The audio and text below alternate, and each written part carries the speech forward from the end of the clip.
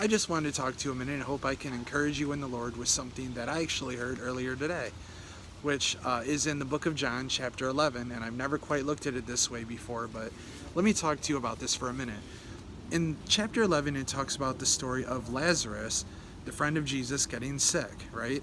And he had two sisters, Martha and Mary. So Jesus, they were asked for him to come and pray for him, that he wouldn't be sick anymore, right? So what does Jesus do? He sits there for 2 days and purposely does not go. Then they say, what's going on? And Jesus responds and says, Lazarus is dead, right? So he waited 2 days. He waited till he died, right? And they're all confused. He's saying, this is so God can be glorified, right? So Jesus gets up. He goes to Lazarus. He's in the tomb. He's wrapped up. He's dead, right? So Jesus says, Lazarus, come forth. So Lazarus comes forth out of the tomb. They rolled the stone away. He walks out. He's now alive, right? But why exactly are we talking about this story in particular? I'll tell you why. Because it's not over when it's over, which is kind of the title of the video. But why I'm trying to explain this in this way is we've all been given promises from God. We all have things that are going on, and we're wondering, when is God going to intervene, right? And you're waiting and you wonder, and it's been going on for such a long period of time. But here's the thing: if you look at like the temple when it comes to worship, right? Okay, we can all pray when we're going through things and struggles and problems and wondering what's going on with our lives, with our calling, what's going on, right? It's easy to pray. But the part that's hard to do when you're all stressed out and worried and broken down, because we've all been there, is when it comes to praise. When it comes to praising God, that is more so of praising inside of the temple than outside of the temple. You see what I'm saying about like a higher, deeper type of worship towards God, and it's hard to do, right? And I'm getting back to this whole thing of the 2 days, because when your mom, when you were a kid, right? Or maybe you had friends that would tell you this story about their mom, about saying, can I do this or that, right? And your mom or their mom says no. And then you ask in, well, Mom, can I go? So then she says, I said no, and that's final, right? In other words, it's over with at that point. It's no longer, well, maybe she'll change her mind. No, she said it's final, right?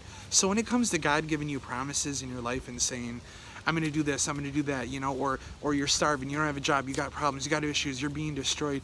God is saying, but I told you I'm going to do this. I'm not going to leave you for dead. There's a mountain of scriptures in the Bible that will back up everything that I'm saying to you, right? And when he says it's final, right? So you think about like Martha and Mary, okay, in the Bible days, okay? They weren't married. They were living with their brother. If their brother died, everything would be lost and they would be homeless, because in those days, in that country, that was it. You had to have a husband or a father at that point. So here they are stressing for 2 days, wondering what's going on. We know Jesus can do this. We know he's all powerful, and then he goes there right after the 2 days, and there's Mary and Martha, and they're distraught, okay?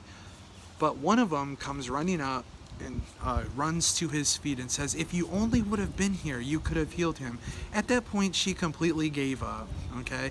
And Jesus is looking over and he's like, no, and he goes up and he raises Lazarus from the dead, and it's this absolutely incredible thing, right?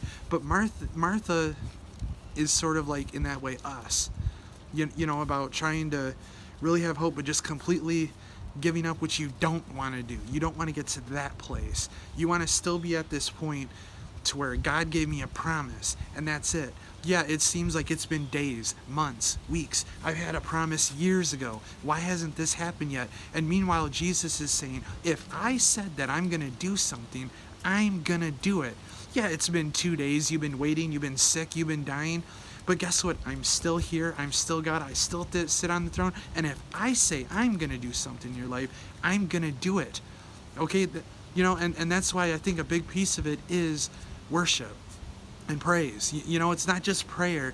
It's like I said, not just the outer temple, but getting in the inner temple into real worship and praise. That's hard to praise when you're all feeling distraught, but God is with you. And he's saying, I'm not a liar.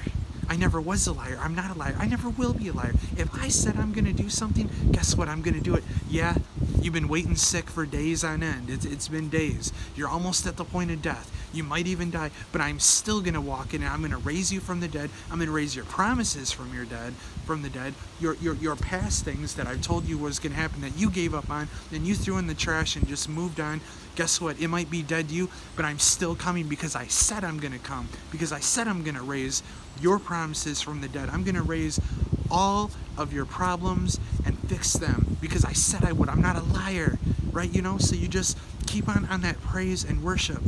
Never stop doing that. Yeah, it might seem kind of distraught. You might be at the same point of death like Lazarus, but meanwhile Jesus is saying, didn't I say that I'm going to do it? Just like the mom saying no, and that's final. Well, Jesus is saying, if I said I'm going to do something in your life, it's final. It's not questionable. I'm not going to change my mind. I'm going to do what I told you I'm going to do. So just keep pushing forward. Just keep pushing forward, because it might seem like a struggle, but get back into that praise and worship. It's hard to do, but keep doing it, because God's not a liar. God is not giving up on you.